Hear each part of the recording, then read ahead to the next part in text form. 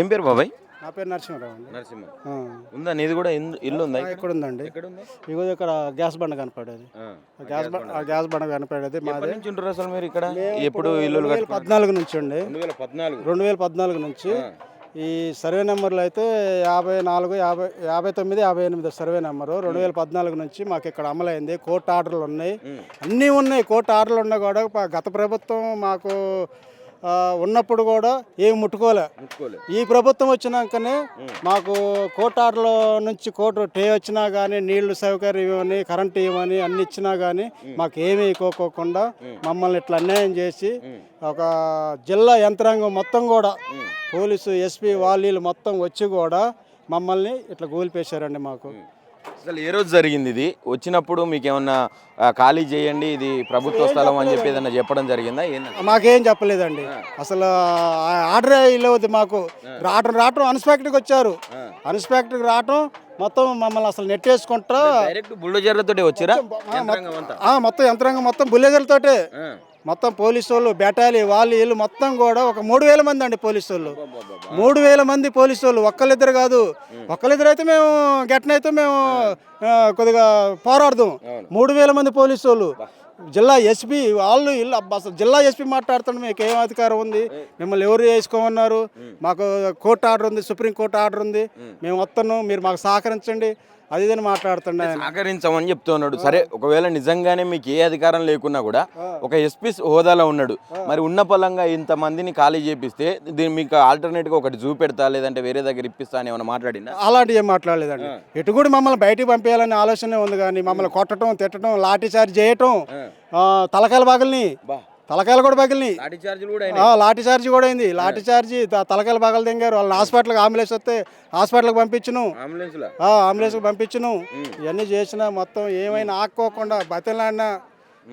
ఇది చూడండి, ఒక అమ్మ అది ఒక ఆమె నా ఇల్లు 20 లక్షలు పెట్టి అది ఇద్ది అమ్మ ఏడోదీరా ఇందాక చూసింది.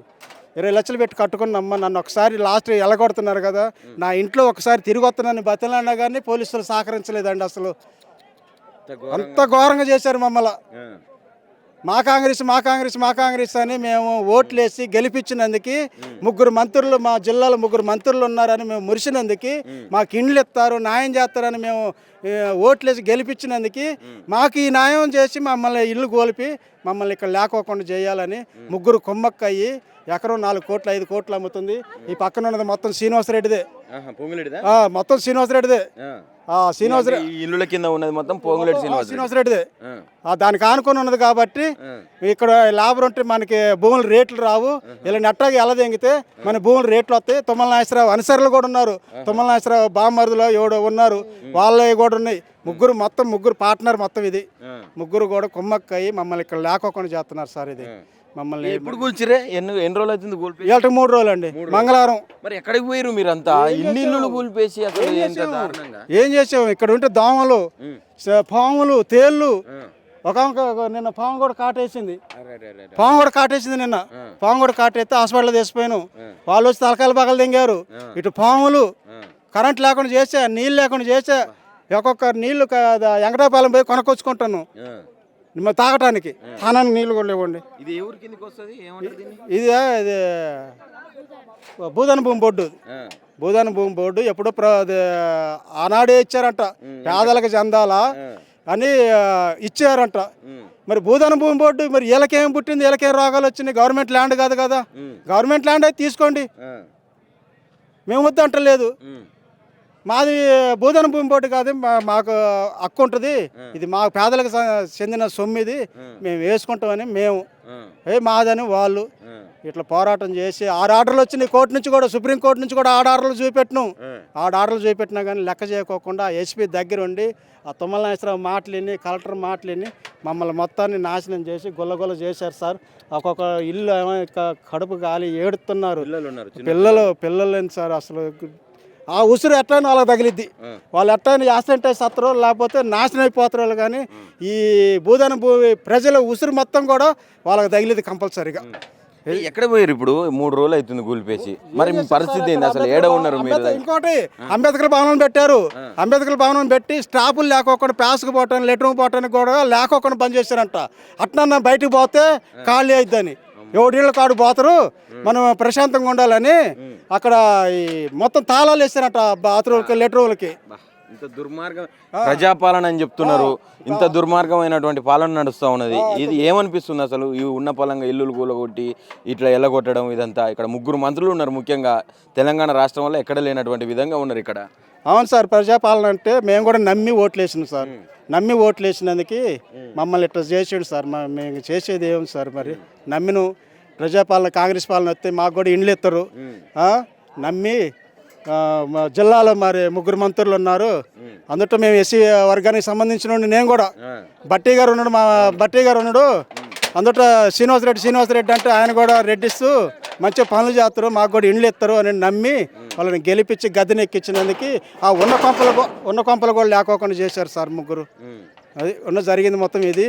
మరీ జిల్లా ఎస్పీ అయితే లెక్క లేకోకుండా వాళ్ళ మాటలని లాఠీ చార్జ్ చేసి అసలు దారుణంగా చేసిండు. 3,000 మంది పోలీసు వాళ్ళని తీసుకొచ్చుకొని రెవెన్యూలు అంట, మరి మున్సిపాలిటీ వాళ్ళు, ఆంబులెన్సులు, పెద్ద పెద్ద యాన్లు, డీసీఎంలు అన్ని మొత్తం తీసుకొచ్చి మమ్మల్ని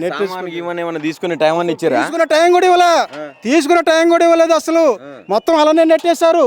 తీసుకున్న టైం ఏడ కనపడతలేదు సార్. ఆ రేకులు చూడండి, ఏమన్నా తీసుకున్న టైం అన్నా ఉన్నాయా?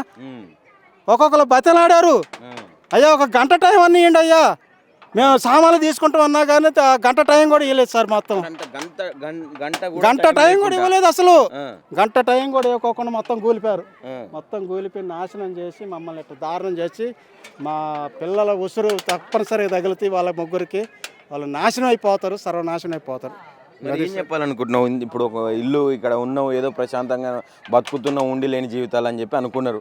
చిన్న చిన్న పిల్లలు ఉన్నారు, అన్ని ఇల్లులు కూలిపేసారు. ఎన్ని ఇల్లులు ఉన్నాయి అసలు మొత్తానికి? 2,000 ఇల్లు. 2,000 1895 ఇండ్లు. 1895 ఇండ్లు అన్ని కొట్టేసారా? అన్ని మొత్తం 30 లక్షలు పెట్టిన ఇండ్లు కొట్టేశారు. ఇక్కడ అంత పెద్ద అన్ని లక్షలు పెట్టి కట్టిన ఇల్లు. అయ్యో ఇది అదే సార్, ఇప్పుడు అది వాళ్ళు ఎక్కింది అది 30 లక్షలు పెట్టి కట్టుకున్నాడు ఆయన. ఆమె ఇంట్లోకి పోయి అమ్మ నేను ఇంత ఖరీదు పెట్టి కట్టుకున్నాను, నాకు ఒక్కసారి తిరిగే అవకాశం, చుట్టూ తిరగటానికి లోన ఆమె ప్రేమ అట్టుంది ఆ ఇంటి మీద.